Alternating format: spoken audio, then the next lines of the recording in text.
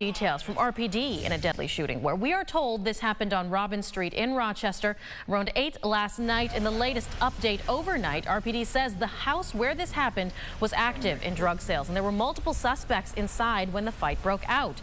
The victim is a 37-year-old man who died after being rushed to the hospital, but there are no suspects currently in custody. So if you think you know anything here, please call 911. And a 30-year-old man was shot during a robbery where we're told this happened around the intersection of Buffalo Road and Glide Street around 5 yesterday afternoon. This victim here expected to survive. No arrests yet made, but if you think you know anything, again, please call 911. Well, happening today, a nearly 40-year-old murder case returns to court after a jury mistrial. This mistrial declared in the case of Timothy Williams, where he is charged in connection to the rape and murder of a 14-year-old girl in Rochester back in 1984. The judge cited jury misconduct here, but couldn't be specific about the details, though it did apparently involve multiple jurors. And the trial for a 2021 murder continues today, where 33-year-old Whitney Morris allegedly shot and killed Christopher Porche during a robbery attempt in November of 2021. Well, police do say that Morris is a registered sex offender, was out on parole at the time of the crime. He's charged with second-degree murder and will return to court at 9:15 this morning. Also today, union caregivers and social workers will be at URMC back at the bargaining table after the union set a strike date for December 13th. That is just 2 days away. The union said they'd been holding out for better wages and benefits, incentives for worker retention. URMC says they have tried meeting the union's demands, while the union says that they don't believe those efforts have been in good faith. All right, let's take another check of our morning forecast with Leanne. You're here to remind us it is December. We're going to feel like it. It's December, and you're definitely going to feel like it's today. Those temperatures are back now into the 30s, where temperatures are supposed to be in December, unlike this weekend. But most places right now are experiencing above freezing mark temperatures. Those areas down in the higher elevations do experience a little bit chillier of temperatures, but for the rest of today we're going to see that temperature really near the freezing point, but those cloudy conditions consist on, as well as those chance of lake effect bands moving into the Rochester area. Michaela, back to you. All right, thank you so much, Leanne. Here at 6:51, let's take a final check of your sunrise traffic, shall we? Here over the downtown region, again, cars are starting to pick up. Still pretty dark, though, in the early hours of the morning. Not expecting a sunrise here quite yet, but 390, 490, and 590 are all clear. Let's keep it that way by keeping in mind those wet, slushy conditions Leanne has predicted for later this morning.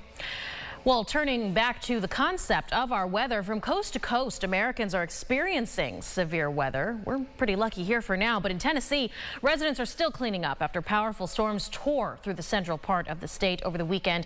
At least 6 died and dozens were hospitalized. The Northeast seeing some severe storms as well, while in California, firefighters there are still battling a wind-fueled wildfire in Ventura County that spread 3,000 acres over the weekend.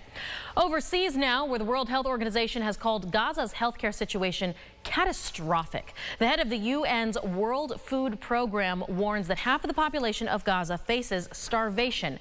On Sunday, Israel said it had struck hundreds of Hamas targets in southern Gaza, where Israeli defense forces have intensified their offensive front. To politics now, where a new CBS News poll spells some trouble for President Biden. There's an increasing number of Democrats who think the president is giving too much support to Israel. Not just in the war, though. In fact, 7 in 10 Americans say they disapprove of the president's handling of inflation and immigration at the border, as Americans say their income is not keeping up with inflation rates. Most do think that the president should have more control over these numbers. Well, speaking of your finances, minimum wage is set to jump in our area at the beginning of the new year. It'll go from $14.20 an hour to $15 an hour, while in New York City, it'll jump from $15 to $16 an hour. Governor Kathy Hochul says that nobody is working a full-time job. This should be living below the poverty line, further adding this will be indexed to inflation. Because you can earn more money, right? But if the cost of everything from diapers to formula for new parents and the cost of sneakers and the backpacks and your eggs and your bread are all going up, you're not getting ahead. Minimum wage will continue rising in 2025 as well as 2026 by 50 cents every year. And after that, it'll increase at a rate to match inflation. Well, as people head to the mall, trying to finish up that holiday shopping, we asked you this in our What's Up Rock question of the day. News 8 did step in to check with law enforcement. How are they keeping you shoppers safe as retail theft is on the rise, according to an analysis by the Council on Criminal Justice? Eastview Mall, while relatively safe here, though, it is trying to ensure that it keeps that way during peak holiday shopping hours so that law enforcement and will be ramping up security, they say. They'll also remind you take some steps to keep yourself safe as well.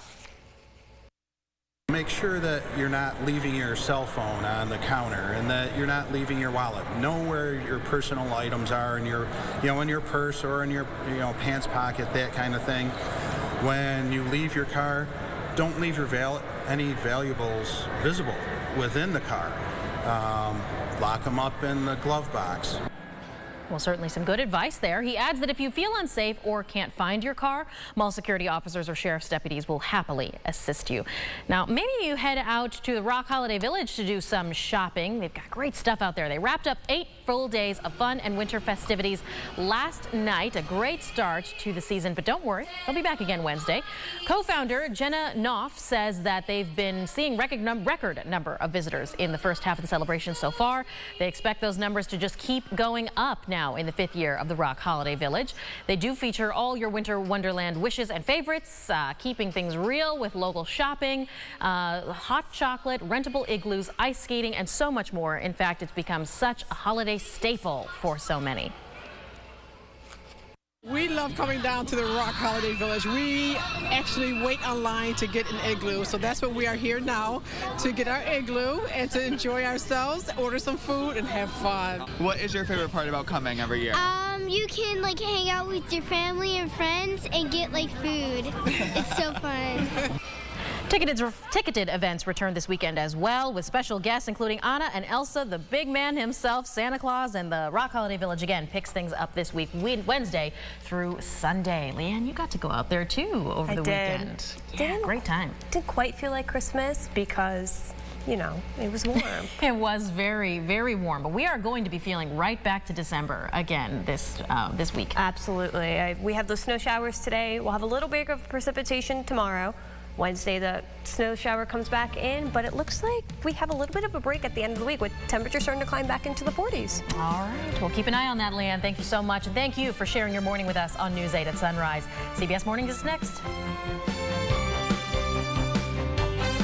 Follow News 8 wherever you are on RochesterFirst.com, Facebook, Twitter, and on our app for news and weather.